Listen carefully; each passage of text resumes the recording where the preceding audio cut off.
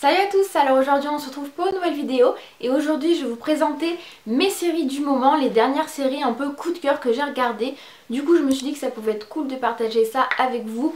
En plus vu la situation actuelle, à mon avis vous avez un peu plus de temps pour vous pencher sur des séries. Et en plus j'ai découvert pas mal de séries dont j'ai très peu entendu parler, donc je me suis dit que ça pouvait être sympa. Si jamais ça vous intéresse, j'ai déjà fait deux autres vidéos concernant mes séries préférées, donc je vous les mettrai dans le i et dans la barre d'infos, donc n'hésitez pas à aller voir. On va commencer par la série Grand Army, c'est la toute dernière série, je viens juste de la finir là avant de vous en parler. Donc c'est une série qui est sortie hyper récemment sur Netflix, donc pour l'instant il n'y a qu'une saison, mais je pense et apparemment de ce que j'ai lu il va sûrement y avoir une saison 2. Donc c'est des épisodes d'à peu près 50 minutes à 1 heure. C'est une série où en fait on va suivre 5 étudiants donc de l'école Grand Army à New York. Et je trouve que c'est une série en fait qui parle de plein de sujets différents qui touchent à l'adolescence, mais aussi je dirais à la jeunesse aujourd'hui globalement, enfin ça peut également nous toucher quoi. Et je trouve qu'il y a des sujets qui sont abordés, qui sont hyper d'actualité et qui sont hyper intéressants. Donc en fait à partir des 5 personnes on va vraiment suivre différentes thématiques. Ça parle de terrorisme, de pauvreté, de quête de la reconnaissance de soi, de la découverte de soi, du viol, de l'homosexualité, etc. Enfin vraiment de énormément de sujets. J'ai trouvé que la série était très bien amenée. Alors au premier épisode j'ai un peu eu du mal à rentrer dedans. Quand j'avais lu le synopsis j'avais vraiment trouvé ça sympa et je me suis dit qu'il fallait vraiment pousser dans cette série. Et en tout cas j'ai trouvé que c'était une série qui dans la lignée ressemblait un peu à 13 Reasons Why et à Sex Education. Donc si jamais vous avez aimé ce style de série, je pense que vous allez bien accrocher. Et voilà, j'ai trouvé ça vraiment pas mal. En tout cas, si jamais vous n'avez pas entendu parler, n'hésitez pas parce qu'elle est très sympa. La deuxième série dont je vous parlais, c'est la série Trinket. Donc pareil, c'est une série dont j'ai pas énormément entendu parler. Donc il y a déjà 2 saisons qui sont en ligne sur Netflix. Apparemment, il y aura sûrement une 3e saison. C'est des épisodes qui sont assez courts, donc du coup ça se regarde assez vite comme série. Et en fait j'ai trouvé que donc c'est toujours quand même une série où on suit 3 adolescentes dans un lycée. Donc voilà, ça reste un peu dans la même dynamique que la série dont je vous ai parlé avant. Mais là en fait on traite d'un autre sujet que je trouve que c'est vraiment la toute première fois qui est abordé en fait dans une série. Et du coup c'est ça que j'ai trouvé intéressant. C'est qu'en fait on parle du trouble de la kleptomanie. Les 3 étudiantes en fait elles ont l'habitude de voler des objets, etc. Et en fait on les voit suivre leur thérapie, on comprend pourquoi elles font ça, etc.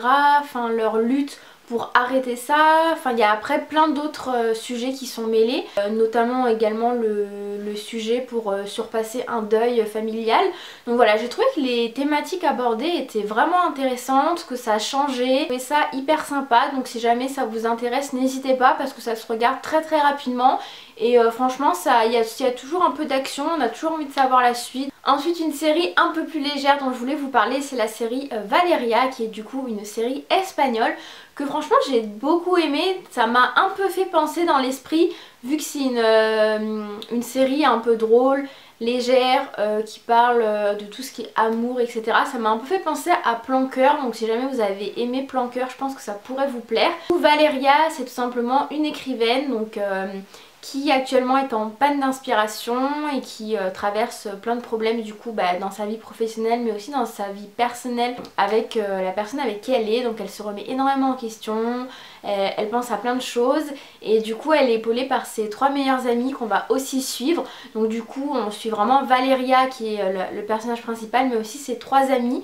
Et en fait la série elle tourne vraiment beaucoup autour du côté sentimental, des différents problèmes que les différentes filles peuvent rencontrer, que ce soit le célibat, l'infidélité, la quête de l'amour, etc., etc.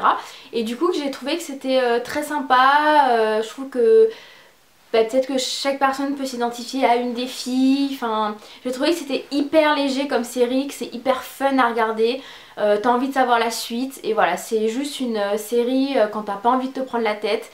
Et voilà, je trouve que c'est cool d'avoir aussi des séries comme ça à regarder.